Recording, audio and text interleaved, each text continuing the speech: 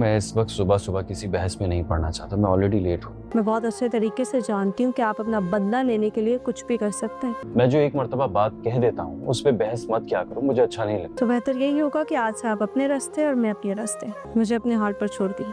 अभी नहीं, अभी तुम यहीं रहो।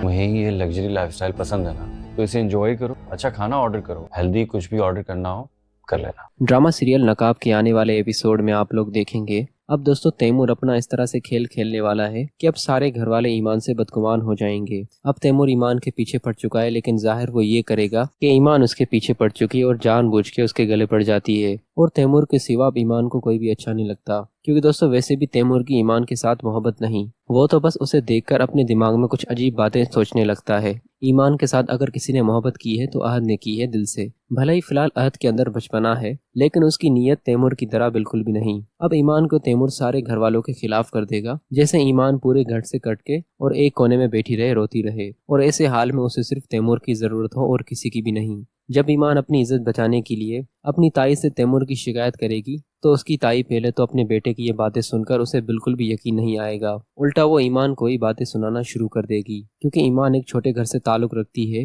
अगर उसे तैमूर के घर में इज्जत मिल रही है तो इसका ये मतलब हरगिज नहीं कि अब वो तैमूर पर ही शिकायत करेगी और तैमूर के ऊपर ही इल्जाम लगाना शुरू कर देगी। इस बात की इजाजत उसे घर में कोई भी नहीं देगा। लेकिन जब अहद को इस बारे में मालूम पड़ेगा कि तैमूर और ईमान एक दूसरे को पसंद करते हैं और तैमूर इस तरह की स्टोरी बनाकर सभी के सामने सुना देगा कि सभी को इस बारे में यकीन हो जाएगा कि ईमान वाकई जानबूझकर तैमूर के पीछे पड़ी रहती है और उसके सिवा अब उसे कोई भी अच्छा नहीं लगता। लेकिन दोस्तों ये तो सरासर झूठ है। ईमान की तरफ से ऐसी कोई भी बात नहीं तैमूर के लिए, वो तो पहले दिन से ही तैमूर को अपना बड़ा भाई समझती है।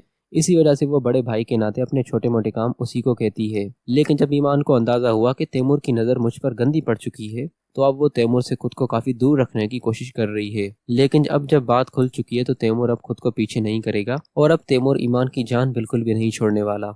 लेकिन अहद ईमान से कहेगा, ईमान शेम ऑन यू, मुझे तुमसे ये उम्मीद नहीं थी। तैमूर भाई ने भाइयों की तरह तुम्हारा ख्याल रखा और तुम उसी के ऊपर इल्जाम लगा रही हो कि वो तुम्हारी इज्जत के पीछे पड़ चुके हैं। ईमान और किसी चीज का नहीं, बल्कि कुछ दिन यहाँ पे हमारे साथ तुम रह चुकी हो, हमारे साथ तुम खाती पीती हो, तुम उन्हीं चीजों का लिहाज कर लेती। तुमने बिना सोचे समझे तैमूर भाई पर इतना बड़ा इल्जाम लगा लिया और तुमने मेरे बारे में एक बार भी नहीं सोचा कि मेरे दिल पर क्या गुजरेगी तुम्हारे इन अल्फाजों पर। लेकिन यहाँ पर ईमान बिल्कुल सच कह रही है, उसके साथ वाकई गलत हो रहा है। लेकिन अब उसकी बात का कोई भी यकीन नहीं करेगा, क्योंकि तैमूर ने ऐसा जाल बिछा कर रखा है जिसमें ईमान पूरी तरह से उसके जाल में फंस चुकी है। और अब तैमूर किसी सूरत ईमान को उस जाल से निकलने नहीं देगा और सारी जिंदगी के लिए उसी जाल में फंसाए रखेगा। लेकिन अंत में दोस्तों तैमूर का अंजाम भी बहुत बुरा होगा, क्योंकि उसने बेगुनाह लड़की पर जुल्म किया और किसी बेगुनाह पर जुल्म करने का अंजाम बुरा होता है।